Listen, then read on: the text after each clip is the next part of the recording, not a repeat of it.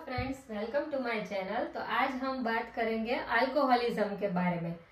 तो नाम सुनकर आप लोगों को पता चल ही गया होगा कि हम अल्कोहल से जुड़ी हुई किसी चीज के बारे में बात करने वाले हैं। ये जो टॉपिक है वो अल्कोहल से रिलेटेड है।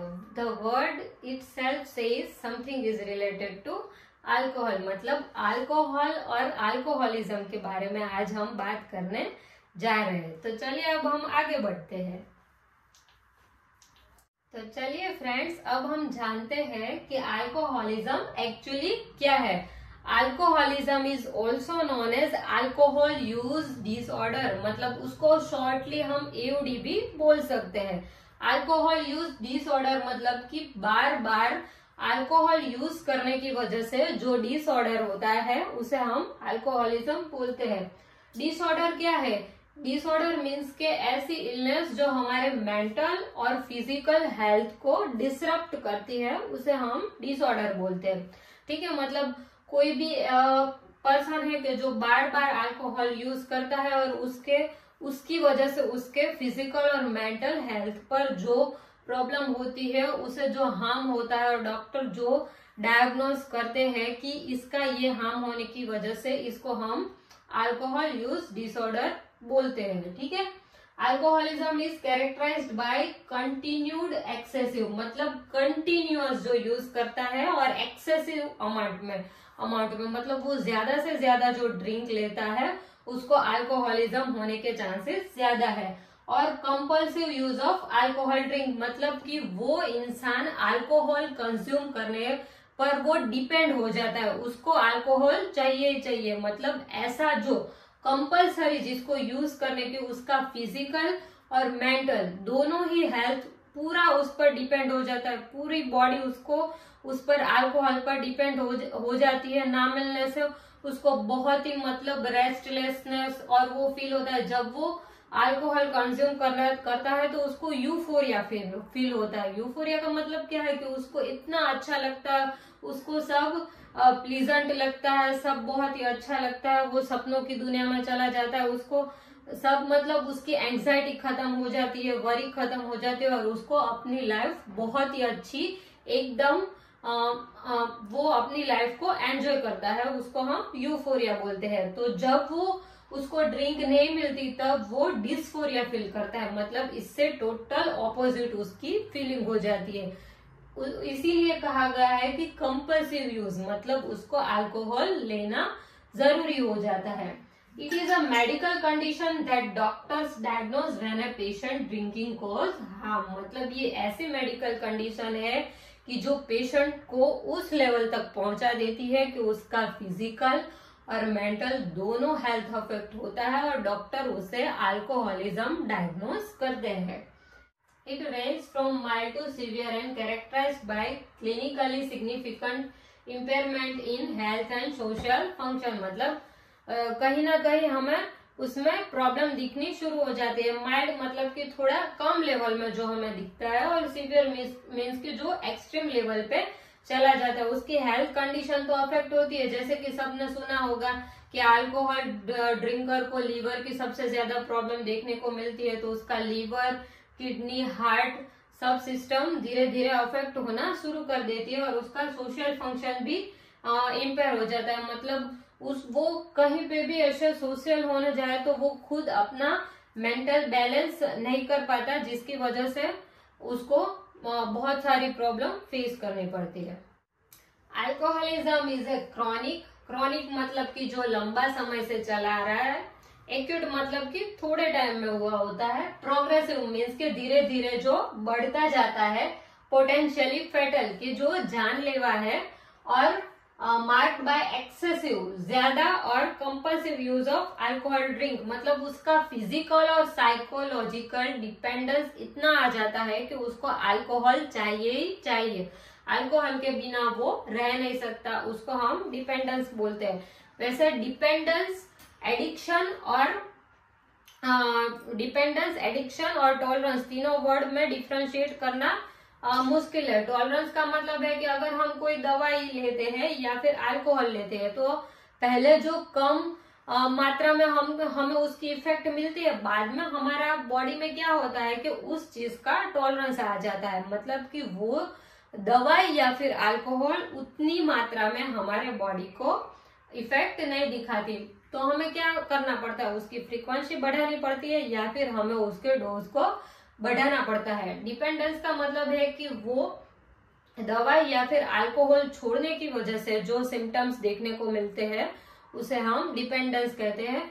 वो फिजिकल भी हमें उसके सिम्टम्स देखने को मिलते हैं और साइकोलॉजिकल भी उसके सिम्टम्स देखने को मिलते हैं। फिजिकल में क्या होता है कि हमें हेडेक होता है, हमारा ब्लड प्रेशर ऐसे बढ़ने लगता है, चक्कर जैसा फील होता है, और साइकोलॉजिकल में हमें डिप्रेशन, एंजाइटी सब कुछ ऐसे अलग फील होता है।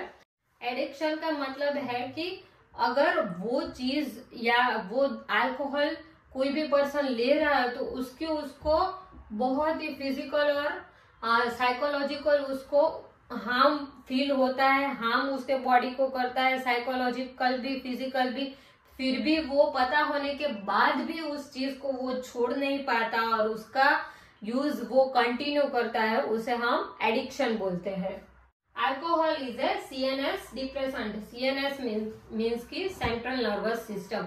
सेंट्रल नर्वस सिस्टम डिप्रेसेंट है, that means alcohol is a drug that slows down brain activity, जो हमारे ब्रेन की एक्टिविटी को स्लो करता है। हमारे ब्रेन में जो इनहिबिटरी रिसेप्टर है, GABA receptor, gamma amino butyric acid वाले जो इनहिबिटरी रिसेप्टर है, वहां पे जाके वो बाइंड होता है और हमारी ब्रेन की एक्टिविटी को वो रिड्यूस करता है। इस तरह से वो हमारे सीएनएस को डिप्रेस करता है। It can change your mood, behaviour and self control, मतलब कि वो मूड को चेंज करता है, आपके बिहेवियर को चेंज करता है और सेल्फ कंट्रोल को भी चेंज करता है। It can cause problem with memory and thinking clearly, मतलब आप लोगों ने देखा होगा बहुत सारे ऐसे के जो हाई अमाउंट में और बहुत एक्सेसिव अल्कोहल यूज करते हैं, उन लोगों को मेमोरी के साथ प्रॉब्लम होती हुई आप लोगों ने देखा होगा कि वो मतलब इतना कंज्यूम कर लेते हैं कि दूसरे दिन जाके उन लोगों को कुछ याद भी नहीं होता कि कल उन लोगों का बिहेवियर क्या था, उन्होंने क्या किया था, मतलब उनके सेल्फ कंट्रोल भी नहीं रहता, उनकी मेमोरी में भी आपको बहुत प्रॉब्लम देखने को मिलती है और थिंकिंग में भी बहुत प्रॉब्लम देखने को मिलती है। तो अल्कोहलिज्म के बारे में हमने जाना। अब जानते हैं कि अल्कोहलिज्म होता किसकी वजह से है, अल्कोहल की वजह से। तो थोड़ा बहुत हम अल्कोहल के बारे में भी जान लेते हैं। The chemical name of alcohol is ethanol और इथाइल अल्कोहल, मतलब अल्कोहल का केमिकल नाम है इथेनॉल और ethyl alcohol. In pharmaceutical word, alcohol is the solvent of choice for many drugs, मतलब कि pharmaceutical word जो pharmaceutical industries है, जो दवाई बनाती है, उसमें बहुत सारी दवाइयों को डिजोल्व करने के लिए alcohol as a solvent use होता है।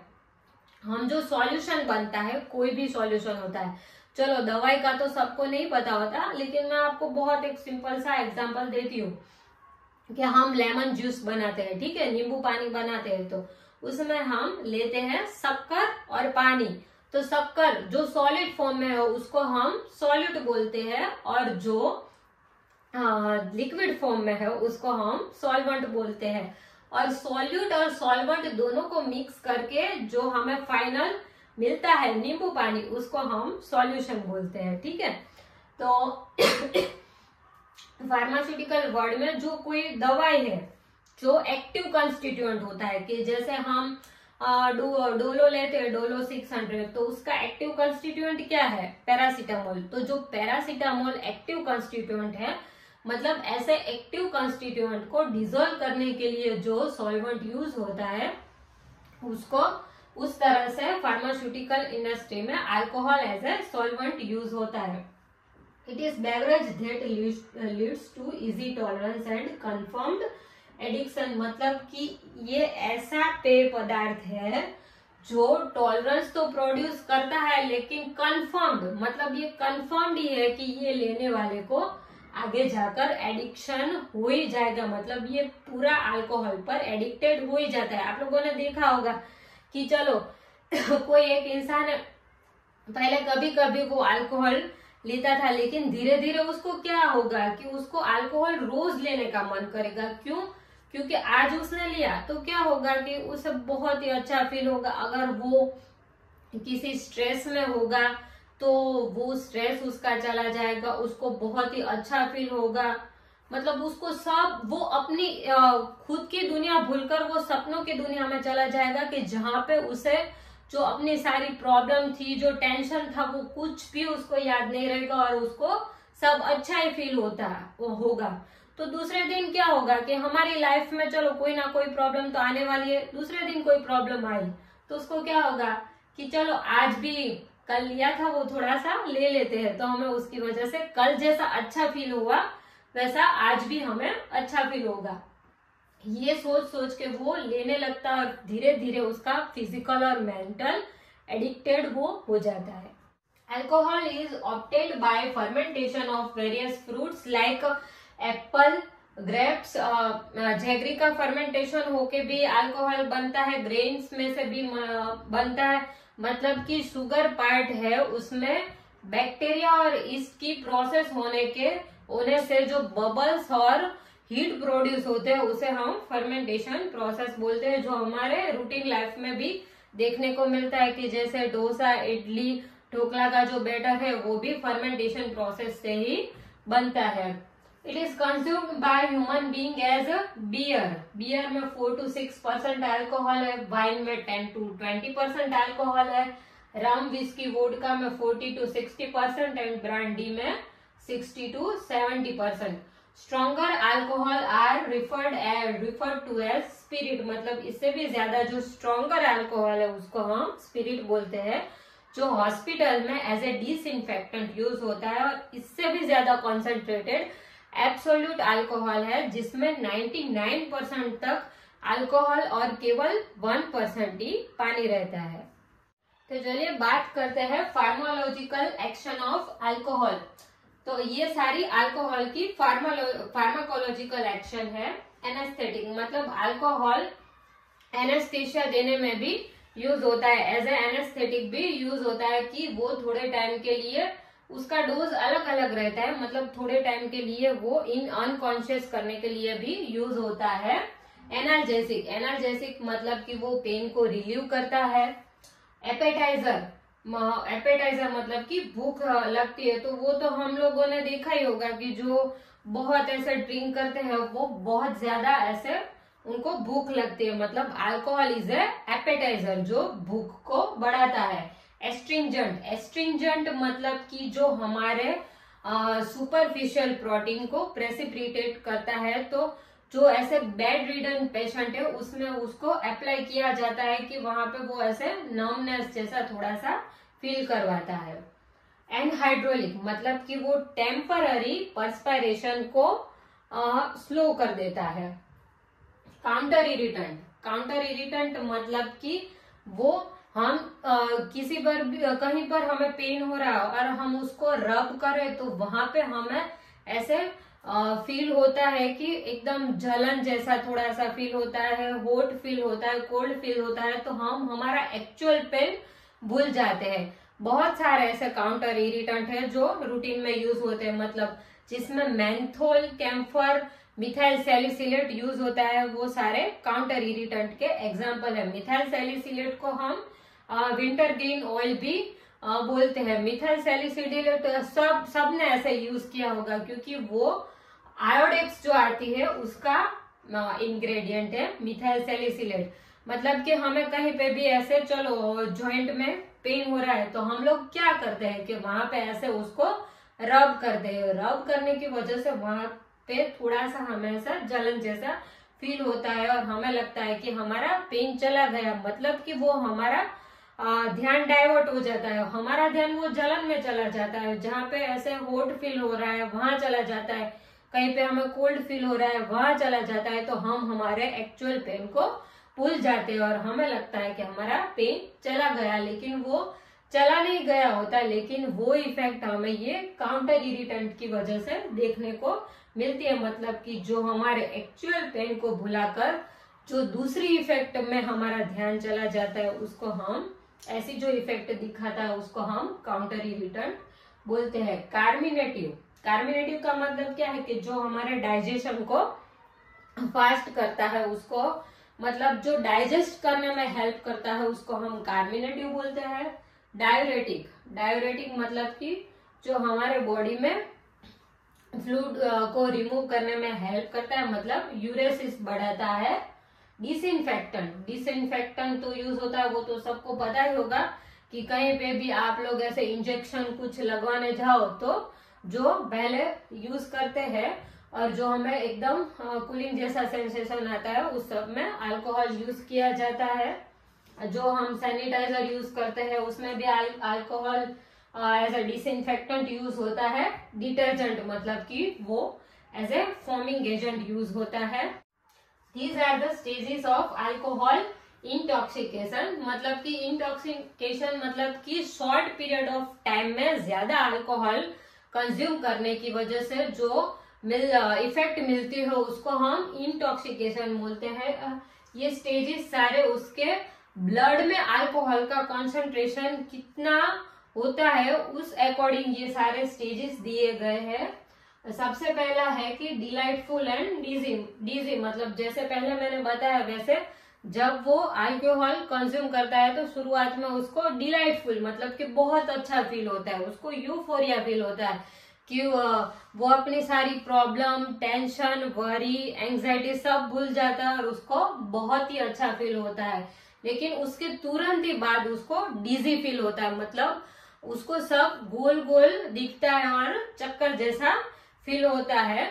स्टेज 2 है ड्रंकननेस एंड डिसऑर्डर लाइन, मतलब कि इसमें क्या होता है कि बिगिनर्स मतलब कि जो शुरुआत में ऐसे अल्कोहल लेने वाले होते हैं उसको वो अपने आप को कंट्रोल में नहीं रख पाते और जो सीजन ड्रिंकर है वो ऐसे अपने आप को मैनेज कर लेते हैं, उनका सेल्फ कंट्रोल इतना हमें जाता हुआ नहीं दिखता और लेकिन उसकी जो विजुअल क्लियरिटी है वो धीरे धीरे कम होने लगती है।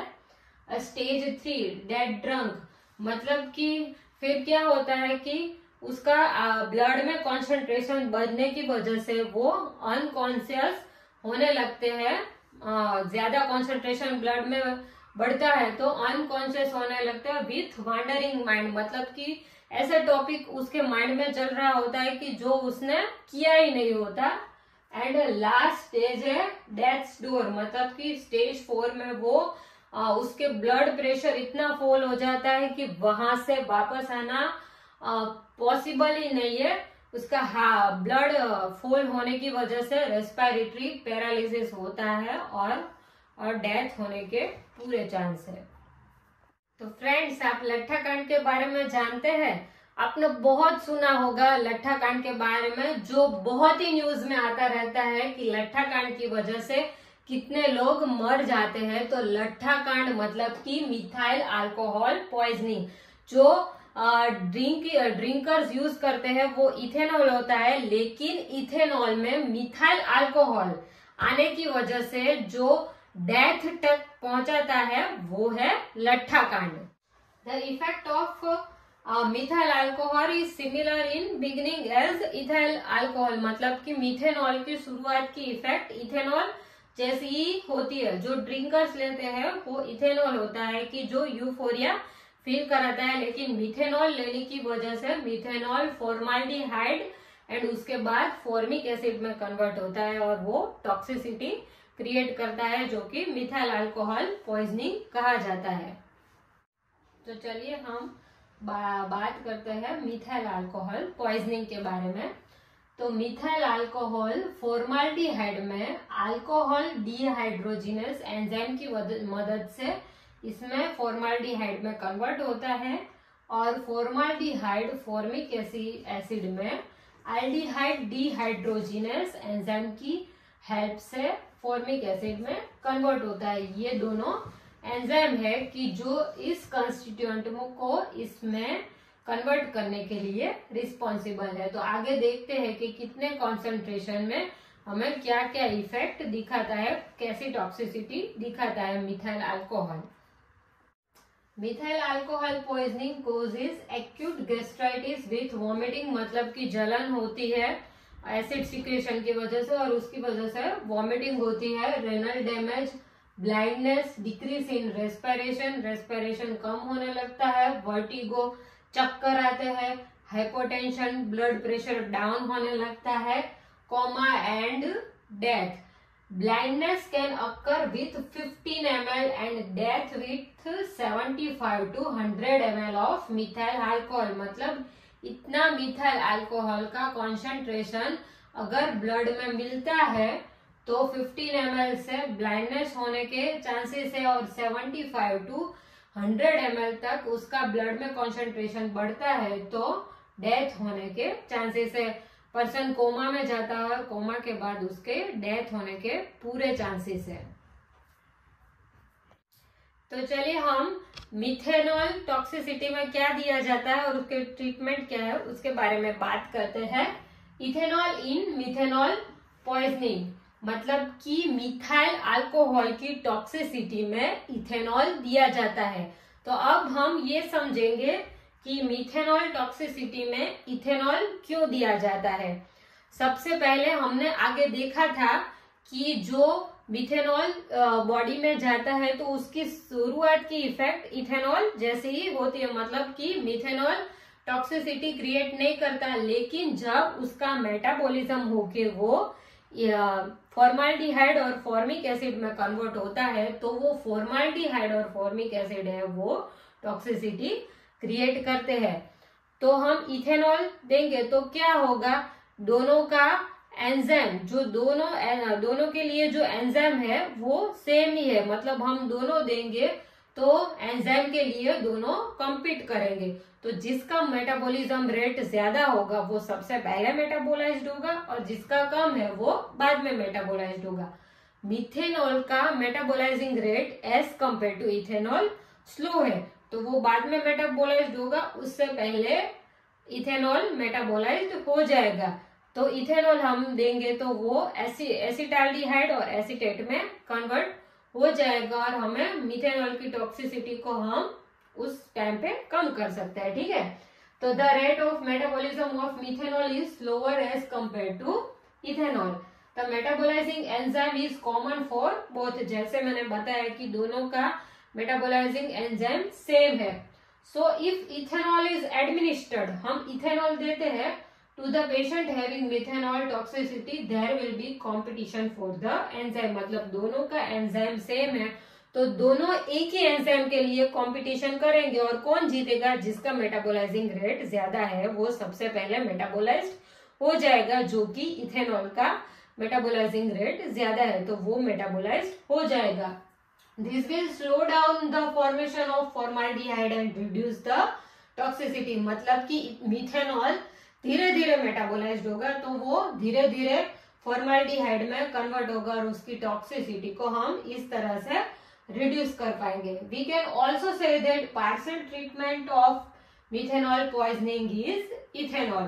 ठीक है, तो मिथाइल पॉइजनिंग की पार्शियल ट्रीटमेंट है वो इथेनॉल है। तो चलिए अब हम बात करते हैं अल्कोहलिज्म के ट्रीटमेंट के बारे में, जो ड्रग अल्कोहलिज्म में यूज होती है उसके बारे में। एंटा अब्यूज डाइसल्फिराम, तो डाइसल्फिराम की मैकेनिज्म ऑफ एक्शन क्या है, डाइसल्फिराम क्या करती है, तो इथेनॉल अल्कोहल डिहाइड्रोजिनेस एंजाइम की हेल्प से एसिटाल्डिहाइड में कन्वर्ट होता है और एसिटाल्डिहाइड आल्डिहाइड डिहाइड्रोजिनेस की हेल्प से एसीटेट में कन्वर्ट होता है, जो हमें अल्कोहल लेने के बाद जो यूफोरिया की फीलिंग आती है वो एसीटेट की वजह से फील होता है। तो डाइसल्फिराम क्या होता है कि सेकेंड स्टेज में जो एसिटाल्डिहाइड एसीटेट में कन्वर्ट होता है वो आल्डिहाइड डिहाइड्रोजिनेस एंजाइम में इंटरफियर करता है और वो एसिटाल्डिहाइड को एसीटेट में कन्वर्ट होने से रोकता है, मतलब सेकेंड स्टेज में वो इंटरफियर करके एसीटेट में आल्डिहाइड को कन्वर्ट नहीं होने देता। तो क्या होता है, अगर आल्डिहाइड है वो एसीटेट में कन्वर्ट नहीं होगा तो क्या होगा, एसिटाल्डिहाइड का ब्लड में कॉन्सेंट्रेशन बढ़ जाएगा और उसकी वजह से पेशेंट को मतलब कि जो पर्सन है जो अल्कोहल ड्रिंक करता है उसको यूफोरिया की जगह पे डिस्फोरिया फील होगा, उसको नोजिया, वॉमिटिंग, पाल्पिटेशन, चक्कर जैसा फील होना, वैसा सब कुछ फील होता है। तो उसको ये लगता है कि ये जो सारी इफेक्ट है वो अल्कोहल कंज्यूम करने की वजह से आ रही है। मतलब कि पहले तो मुझे अल्कोहल कंज्यूम करने से जो अच्छा फील होता था, जो यूफोरिया फील होता था, उसकी जगह पे अब मुझे अल्कोहल लेने की वजह से डिस्फोरिया फील होता है। मतलब कि अब की जो इफेक्ट है वो टोटल अलग है और पेशेंट को ये फील होने लगता है कि ये अल्कोहल की वजह से ये सारी इफेक्ट आ रही है और धीरे धीरे वो गिव अप कर देता है, मतलब कि वो अल्कोहल को छोड़ देता है।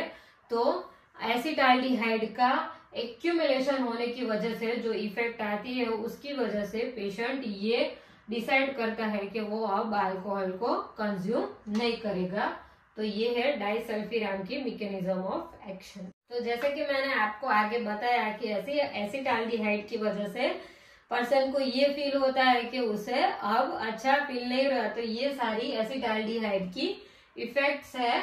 फ्लशिंग, पर्सपिरेशन, एकदम से पसीना होना, palpitation, nausea, falling blood pressure and even collapse, ये सब कुछ होता है और पेशेंट ये सोचने लगता है कि ये सारी इफेक्ट उसको अल्कोहल कंज्यूम करने की वजह से हो रही है। तो उसको लगता है कि अल्कोहल कंज्यूम करने की वजह से अगर मुझे ये सब कुछ प्रॉब्लम को फेस करना पड़ रहा है, किसी को अच्छा नहीं लगता अगर उसे नोजिया होता है, पर्सपिरेशन होता है, ब्लड प्रेशर उसका डाउन जाता है, मतलब कि वो ऐसे सोच लेता है कि अल्कोहल कंज्यूम करने की वजह से अगर ये सारी इफेक्ट हो रही है तो अब मुझे अल्कोहल को छोड़ना चाहिए। मतलब कि डाइसल्फिराम अल्कोहल ड्रिंकर को, अल्कोहल के ऊपर जो एडिक्टेड है उसको छुड़वाने में हेल्प करती है। Thank you everyone for watching this video. तो आज के लिए बस इतना ही। Please like, share and subscribe my channel and comment करके बताइए कि आगे कौन से टॉपिक के बारे में हम बात करेंगे। Thank you.